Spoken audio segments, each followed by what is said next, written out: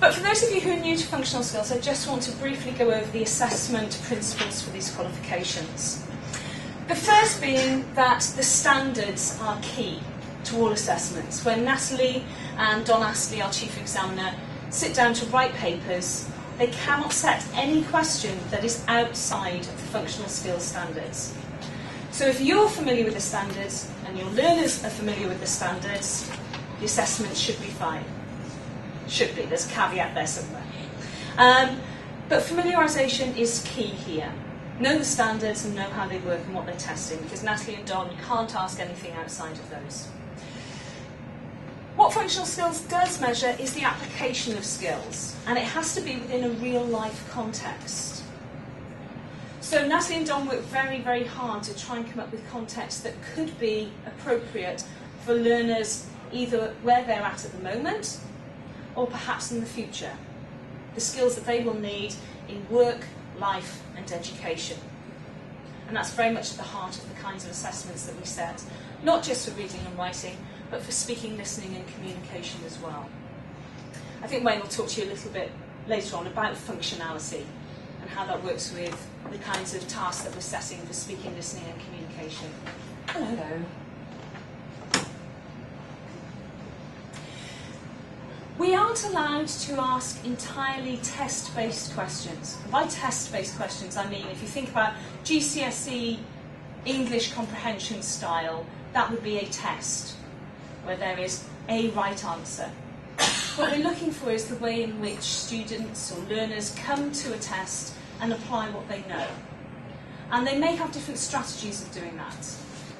We don't impose a strategy on them. That's entirely up to them to determine their own strategy as to how best to work their way through an assessment. We also try to ensure that the level of reading for the writing and the speaking, listening and communication elements is below the level that is being assessed. We don't want reading to be a barrier for learners. Reading is not assessed in writing or speaking, listening and communication. So we try to make the language there as simple and straightforward as possible, so it's not an additional barrier. Obviously, when it comes to the reading test, the reading level has to be at the level that's being assessed. Okay. So just a quick summary of where we are with level 1. The reading paper is a 1-hour paper worth 20 marks, and there are 2 texts here that we ask the students to engage with: instructional, explanatory or persuasive. Similarly, the writing paper is 1 hour, but this is marked out of 40. And we ask the candidates to engage with 2 tasks, and those will be of an informative or persuasive nature. The speaking, listening and communication, we've set a maximum of 1 hour. Now that is for each candidate. It's highly unlikely that even if you go down the best achievement route, where you're giving your students multiple opportunities to show what they can do, that they will actually use more than an hour's worth of assessment time. So even when you're doing a group discussion, you're thinking about the time that you're assessing each individual candidate rather than the group as a whole. Okay? It's highly unlikely that you will need more than an hour. Highly unlikely, which is why we've gone to the maximum amount of time there. So you have the opportunity to do tasks on different occasions to allow them to show what they can do. Again, this is marked out of 40. That's a little bit misleading, because what we have for speaking, listening and communication is a common mark scale with level 2. The reason we've done that is that it will allow you to assess level 2 and level 1 candidates in the same class without going between mark schemes, which can be very difficult when you're trying to juggle everything else that comes along with speaking, listening and communication in the classroom. So the mark range that we're looking at for a level 1 pass is 20 to 29. And that's for 2 tasks, both of which are marked out of 20.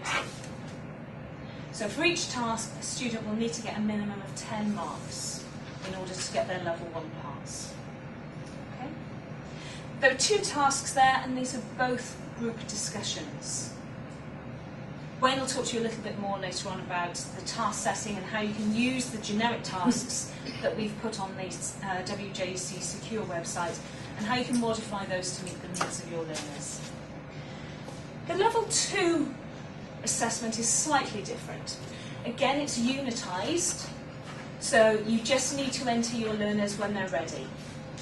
There's no obligation for you to enter reading, writing and speaking and listening in the same series. You can enter learners for the reading in the autumn term, the November series, and perhaps the writing and the speaking, listening and communication in the summer term, if you wanted to treat this as a one-year course. You've got the flexibility of resits, so candidates who don't pass on one occasion can carry forward any units that they have passed and just resit what they missed out on the last time. So the qualification is designed to give you a lot of flexibility. For level 2, the reading paper here is marked out of 40, which I think reflects the greater demand that's on the learners here. They have 3 texts to explore. 2 of these will be about A4 length, but formatted as non-fiction text, so it wouldn't be an A4 single-typed sheet. There would be lots of pictures and graphics in there alongside that. And there will be a very short text, maybe a paragraph or 2. We found through the piloting and through the last live series of functional skills that actually getting through the material is not a problem for any learners. I think the lack of completion is below 1% for most of the learners at level 2. So it's easily manageable within the hour. And the reason for that is that we don't demand long prose answers. Where we're asking students to find information, we give them bullet points to suggest this can be written in note form. It's not like the old style GCSE where we're saying point, evidence, explanation, and it's 3/4 of a page of A4, handwritten and fluent and all the rest of it. We're showing that the candidates want to show that they've understood and can use information in text, and Natalie will talk a little bit more about that afterwards. The writing paper, this is still 2 tasks, again worth 40. It's not a common mark scale with level 1. Okay? The level 2 mark scheme is written against the level 2 criteria. So even though the pass mark on level 2 may be 27, 28, and the pass mark on the level 1 reading paper might be 24, 25, it doesn't mean to say there's only 3 marks between level 1 and level 2.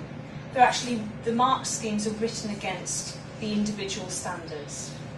Okay? And Natalie will show you how that works when you look at the mark schemes later on. Again, there are 2 tasks for the speaking, listening and communication, marked out of 40. The pass mark here for level 2 is over 30 marks. So 30 to 40 would mean a level 2 performance. The slight difference with level 1 is that we ask for 1 group discussion here and 1 individual presentation. We suggest that the presentation is individual, primarily because you'll have seen this yourselves.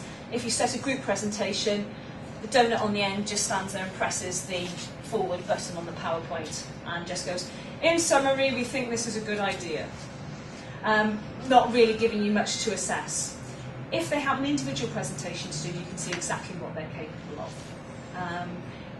There's no demand for an individual presentation. If you've worked hard with your group of learners and you know that they're capable of producing a good joint presentation which will allow assessment opportunities for everybody involved, please do so. But there's no requirement for it to be a group presentation or an individual presentation. We've highlighted here some changes from the pilot. I think this only concerns a few of you in the room, and I think because you've been through this already that you're fully aware of these. We've talked about the speaking and listening and the mark changes there. The different ideas about the controls, the 3 texts included in the reading for level 2. The other slight difference that has changed, and Natalie will draw your attention to this, is the weighting for SPAG, for spelling, punctuation and grammar. That is 45% of the overall marks for writing. So the split will always be 11 marks for content and organisation and 9 marks for spelling, punctuation and grammar. We wanted it ideally to be 50%, but this is what the regulators told us. And we've certainly found during the piloting phase that a lot of our centres feel this is very helpful. And I know Natalie will support this. We've certainly seen a very real and dramatic improvement in the mechanical skills of students who've been sitting functional skills qualifications from the first couple of years of the pilot to where they are now. They are far more secure in the mechanics of writing, and that can only be a good thing for future qualifications. I think it's partly because anecdotally centres have been saying to me, we actually feel like we're vindicated in teaching SPAG. That's something that perhaps the students felt was less important because it was only a third of their marks for writing at GCSE, now has nearly half the weighting here. And they can see just how important that accuracy is. The other thing, regretfully, that we lost during the pilot was the facility for an exceptional award. Throughout the piloting phase, we were able to offer a level 1 on a level 2 paper for those candidates who didn't make the level 2 threshold. Since the qualification has been accredited, the regulators have told us that no awarding organisation can now award these exceptional performances. So essentially, functional skills becomes a pass-fail model. And this is where it's really important that your internal diagnostics are done before you enter candidates, because if they are entered at level 2 and don't get the pass, they fail. I know a lot of centres are using level 1 to build up to level 2. It's also good for self-esteem if the learners can come into an external assessment and see that it's not that scary. Certainly many schools that we work with are using this as an end of key stage 3 external assessment since the demise of SATs. They wanted their students to have an experience of what an external assessment was all about. So there are many different ways that you can use functional skills in your centre. Just like to draw your attention to a couple of things that are on the website. Firstly, the administration booklet. We originally produced this as a guide for examinations officers, but I think it's really helpful as a point of reference for you as well, because it gives you all of your key dates. It tells you when WJEC will be sending things out to you, when we want things sent back from you, such as your C forms or your mark submissions. It'll tell you when the examinations are, and all the little bits of admin that go along with that. And it's just helpful for you to know when to expect things to arrive in your centre. We've also produced teacher guides for level 1 and 2, but also for functional entry level. And what these do is to amplify the specifications and give you suggestions on how you can teach through the specifications, how you can link this with other courses that you may run, and there are loads and loads of resources in there. I'm very grateful to Natalie's former colleagues at Ribblesdale School because they did a huge amount of work for WJEC in exemplifying the kind of teaching and learning that was working so successfully in functional skills. In addition, we've got a whole series of interactive whiteboard resources and schemes of work available on the secure website. I have demonstrated those at previous instances. Does anybody use those? Or have a look at those? Yeah? Do you find them useful? Yeah, I've used the holidays one and I've also got it in the community as well. They're very useful. Good. There are lots of different applications for those materials. Some centres use them as a teaching tool, teacher at the front, the kids coming out using the interactivity of it all. Some centres I know have used them with cover teachers. I do know some of that because they are standalone lessons. Other centres have uploaded the schemes onto their intranet and got the students to work through them. Others have them on their Moodle and set individual tasks for homework. You've got the virtual learning environments enabled in your centre. It might be something that you want to do. It certainly saves you the headache of trying to think up homework tasks if you know you've got something there already. Obviously the specifications are openly available. All of the past papers are available with mark schemes on the website. We've got those going back right the way through the pilot. So you should have probably about 8 or 9 different papers there to use with your centres. We always put up our training details on the Open website, and the Secure website is a really useful tool.